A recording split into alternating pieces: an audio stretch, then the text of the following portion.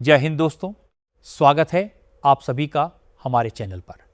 आज का यह वीडियो देश के लाखों केंद्रीय कर्मचारियों और करोड़ों परिवारों के लिए बेहद महत्वपूर्ण होने वाला है, क्योंकि आज हम बात करने जा रहे हैं उन सभी बड़े मुद्दों की जिनका इंतज़ार हर कर्मचारी और हर पेंशन भोगी पिछले कई महीनों से कर रहा है। महंगाई भत्ता, महंगाई राहत, 8वां वेतन आयोग, fitment factor, fixed medical allowance, commutation recovery, अतिरिक्त पेंशन, 18 महीने के एरियर और पेंशन भुगतान से जुड़े हर महत्वपूर्ण पहलू पर विस्तार से चर्चा करेंगे। इसीलिए आप इस वीडियो को शुरू से अंत तक ज़रूर देखिए, क्योंकि यदि आपने बीच में वीडियो छोड़ दिया तो हो सकता है कि आपके लिए सबसे महत्वपूर्ण जानकारी आपसे छूट जाए। यदि आप पहली बार हमारे चैनल पर आए हैं तो वीडियो को लाइक करें और चैनल को सब्सक्राइब करके बेल आइकन ज़रूर दबा दें, ताकि कर्मचारियों और पेंशन भोगियों से जुड़ी हर सटीक और तथ्यात्मक जानकारी सबसे पहले आप तक पहुंचती रहे। दोस्तों, सबसे पहले बात करते हैं महंगाई भत्ते और महंगाई राहत की। पिछले 6 महीनों के उपभोक्ता मूल्य सूचकांक के आंकड़ों ने यह लगभग स्पष्ट कर दिया है कि जुलाई 2026 से लागू होने वाला महंगाई भत्ता 3% तक बढ़ने की संभावना बना चुका है।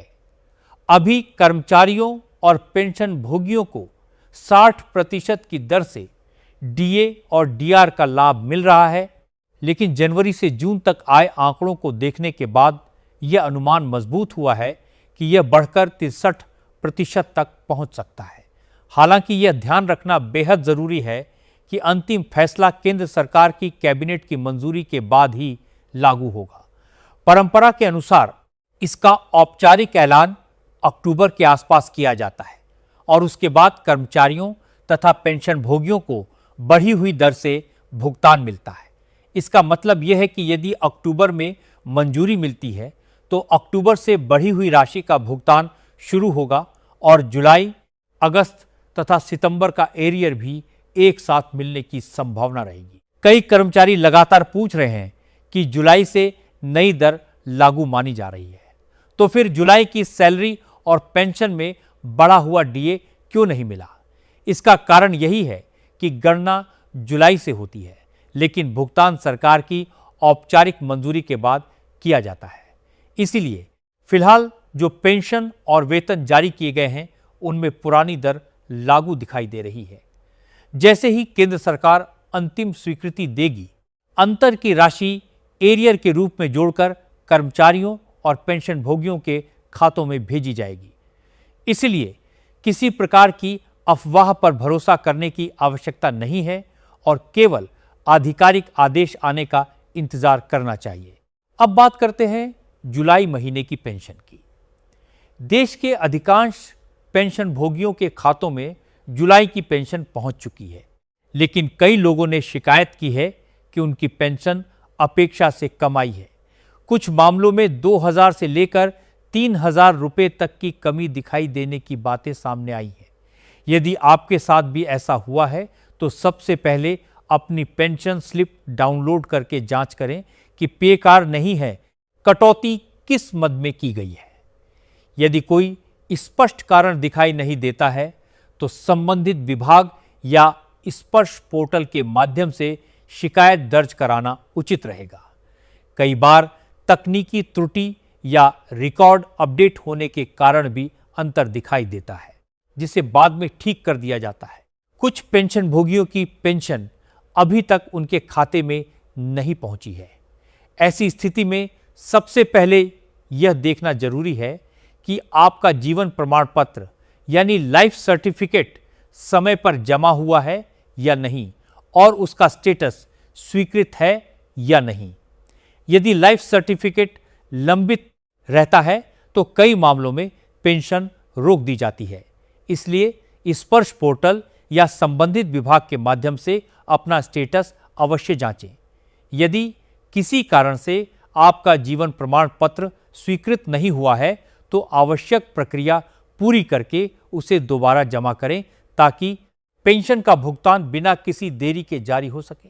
कई बार ऐसा भी होता है कि बैंक की ओर से एसएमएस नहीं आता और पेंशनभोगी यह मान लेते हैं कि उनकी पेंशन नहीं आई, जबकि वास्तविकता यह होती है कि राशि खाते में जमा हो चुकी होती है, लेकिन तकनीकी कारणों से संदेश प्राप्त नहीं होता। इसलिए केवल एसएमएस पर निर्भर रहने के बजाय पासबुक अपडेट कराना, नेट बैंकिंग या बैंक बैलेंस की जांच करना अधिक उचित रहता है। इससे अनावश्यक भ्रम की स्थिति से बचा जा सकता है। अब चर्चा करते हैं 8वें वेतन आयोग की, जिस पर पूरे देश के कर्मचारी और पेंशनभोगी अपनी नजर बनाए हुए हैं। विभिन्न कर्मचारी संगठनों की ओर से लगातार सुझाव दिए जा रहे हैं कि नए वेतन आयोग में ऐसा फिटमेंट फैक्टर तय किया जाए जिससे कर्मचारियों और पेंशनभोगियों को वास्तविक राहत मिल सके। अलग अलग स्तर पर कई आंकड़े सामने आते रहे हैं, लेकिन अंतिम निर्णय आयोग की सिफारिशों और सरकार के विचार के बाद ही स्पष्ट होगा।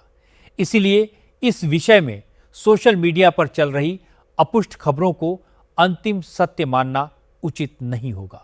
दोस्तों, अब सबसे बड़ा सवाल यह है कि आखिर 8वें वेतन आयोग से कर्मचारियों और पेंशनभोगियों को वास्तव में कितना लाभ मिल सकता है। इसका उत्तर अभी किसी के पास निश्चित रूप से नहीं है, क्योंकि आयोग की अंतिम सिफारिशें और सरकार का निर्णय अभी सामने नहीं आया है। हालांकि कर्मचारी संगठनों की ओर से लगातार यह मांग की जा रही है कि ऐसा फिटमेंट फैक्टर तय किया जाए जिससे बढ़ती महंगाई के बीच कर्मचारियों और पेंशन भोगियों की आय में वास्तविक सुधार दिखाई दे। अलग अलग स्तर पर कई संभावित आंकड़ों की चर्चा होती रही है, लेकिन जब तक आधिकारिक रिपोर्ट और सरकारी स्वीकृति नहीं आती, तब तक किसी भी संख्या को अंतिम मान लेना उचित नहीं होगा। इसलिए इस विषय में धैर्य रखना और केवल आधिकारिक जानकारी पर भरोसा करना सबसे बेहतर रहेगा। इसी के साथ अतिरिक्त पेंशन को लेकर भी कई महत्वपूर्ण सुझाव दिए गए हैं। लंबे समय से यह मांग उठ रही है कि वरिष्ठ पेंशन भोगियों को अतिरिक्त पेंशन का लाभ वर्तमान व्यवस्था की तुलना में कम आयु से दिया जाए, ताकि बढ़ती उम्र में चिकित्सा और दैनिक जीवन के बढ़ते खर्चों का सामना करना उनके लिए थोड़ा आसान हो सके। कर्मचारी संगठनों का कहना है कि उम्र बढ़ने के साथ स्वास्थ्य संबंधी आवश्यकताएं तेजी से बढ़ती हैं और ऐसे समय में आर्थिक सहायता भी उसी अनुपात में बढ़नी चाहिए। इसी कारण अलग अलग मंचों पर यह सुझाव दिया गया है कि अतिरिक्त पेंशन की व्यवस्था में सुधार किया जाए, लेकिन यह स्पष्ट कर देना भी जरूरी है कि इस विषय में अभी कोई अंतिम सरकारी आदेश जारी नहीं हुआ है। इसीलिए इसे अभी केवल प्रस्ताव और मांग के रूप में ही देखा जाना चाहिए। इसी प्रकार कम्यूटेशन रिकवरी की अवधि को लेकर भी काफी समय से चर्चा चल रही है। कई पेंशन भोगियों का मानना है कि वर्तमान व्यवस्था में रिकवरी की अवधि अधिक है और इसमें सुधार किया जाना चाहिए। कर्मचारी संगठनों ने भी इस विषय को विभिन्न बैठकों में उठाया है। यदि भविष्य में इस दिशा में कोई बदलाव होता है तो निश्चित रूप से इसका लाभ बड़ी संख्या में पेंशन भोगियों को मिल सकता है, लेकिन फिलहाल किसी प्रकार का अंतिम निर्णय सार्वजनिक रूप से घोषित नहीं किया गया है। इसलिए सोशल मीडिया पर चल रही उन खबरों से बचना चाहिए जिनमें बिना किसी आधिकारिक आधार के अलग अलग समय सीमा बताई जा रही है। जब भी इस संबंध में कोई स्पष्ट आदेश जारी होगा, वही जानकारी मान्य होगी। अब बात करते हैं फिक्स्ड मेडिकल अलाउंस की। आज के समय में चिकित्सा खर्च लगातार बढ़ रहे हैं। दवाइयों की कीमतें बढ़ी हैं, जांच महंगी हुई है और निजी अस्पतालों में उपचार का खर्च पहले की तुलना में काफी अधिक हो चुका है। ऐसे में अनेक पेंशन भोगी संगठनों का कहना है कि वर्तमान फिक्स्ड मेडिकल अलाउंस वास्तविक जरूरतों की तुलना में पर्याप्त नहीं है। इसी कारण इस राशि में वृद्धि की मांग लगातार उठाई जा रही है। अलग अलग संगठनों ने अपनी ओर से विभिन्न सुझाव दिए हैं, लेकिन अंतिम निर्णय सरकार और संबंधित आयोग की सिफारिशों पर ही निर्भर करेगा। इसीलिए अभी किसी निश्चित राशि को लेकर दावा करना सही नहीं होगा। यदि भविष्य में इस संबंध में कोई बदलाव किया जाता है तो उसका लाभ पात्र पेंशन भोगियों को आधिकारिक आदेश के अनुसार मिलेगा। अब एक और महत्वपूर्ण विषय पर बात करते हैं, वह है 18 महीने के एरियर को लेकर सोशल मीडिया पर चल रही चर्चाएं। पिछले कुछ समय से अलग अलग प्लेटफॉर्म पर तरह तरह के दावे किए जा रहे हैं कि बहुत जल्द सभी कर्मचारियों और पेंशन भोगियों को लंबित एरियर का भुगतान कर दिया जाएगा। लेकिन उपलब्ध आधिकारिक जानकारी के अनुसार अभी तक ऐसा कोई सरकारी आदेश जारी नहीं हुआ है जिससे यह कहा जा सके कि भुगतान की तारीख तय कर दी गई है। इसीलिए केवल वायरल पोस्ट, यूट्यूब वीडियो या अपुष्ट संदेशों के आधार पर कोई निष्कर्ष नहीं निकालना चाहिए। यदि भविष्य में सरकार इस विषय में कोई निर्णय लेती है तो उसकी जानकारी आधिकारिक माध्यमों से सार्वजनिक की जाएगी। दोस्तों, ये भी समझना जरूरी है कि कर्मचारियों और पेंशन भोगियों से जुड़े अनेक विषय एक लंबी प्रशासनिक प्रक्रिया से गुजरते हैं। कई बार किसी प्रस्ताव पर विचार होता है, फिर संबंधित विभाग अपनी राय देता है, उसके बाद वित्तीय प्रभाव का अध्ययन किया जाता है और अंत में कैबिनेट स्तर पर निर्णय लिया जाता है। इसलिए किसी भी विषय में केवल चर्चा शुरू हो जाने का अर्थ यह नहीं होता कि वह तुरंत लागू भी हो जाएगा। इसी कारण हमेशा धैर्य रखना चाहिए और केवल प्रमाणित जानकारी पर ही विश्वास करना चाहिए।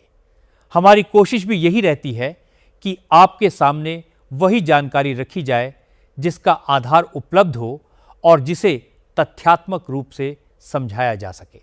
यदि आपने अभी तक अपनी पेंशन, वेतन, महंगाई भत्ता, जीवन प्रमाण पत्र या अन्य संबंधित दस्तावेजों की स्थिति की जांच नहीं की है तो समय निकालकर एक बार अवश्य जांच लें। अपने बैंक खाते की जानकारी, मोबाइल नंबर, आधार और अन्य आवश्यक विवरण भी समय समय पर अपडेट रखना आपके हित में रहता है, ताकि भविष्य में किसी प्रकार की तकनीकी परेशानी का सामना न करना पड़े।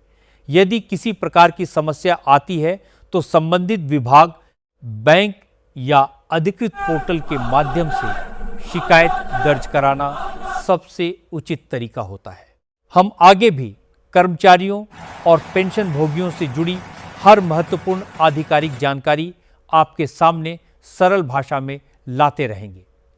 इसीलिए हमारे साथ जुड़े रहिए। वीडियो पसंद आया हो तो इसे अपने साथियों तक जरूर पहुंचाइए ताकि सही और प्रमाणित जानकारी अधिक से अधिक लोगों तक पहुंचे। मिलते हैं अगले वीडियो में एक नई और महत्वपूर्ण जानकारी के साथ। जय हिंद, जय भारत, वंदे मातरम।